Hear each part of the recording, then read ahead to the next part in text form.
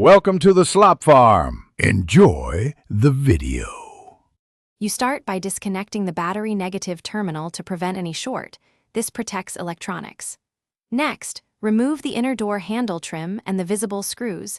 Place bolts in a labeled container so you won't mix them up. Then use a plastic trim tool to pry the panel clips from the bottom edge, working upward.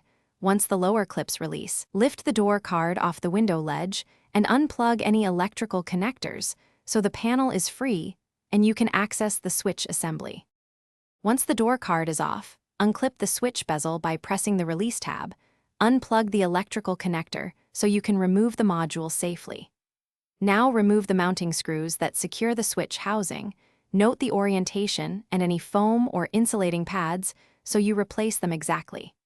Fit the new switch into the housing, reconnect the harness firmly until it clicks, and tighten the screws just enough to seat the module without overcompressing plastic. Make sure wiring is routed away from moving parts. Reconnect the battery and test every window and lock function before you reattach the door card so you catch issues early.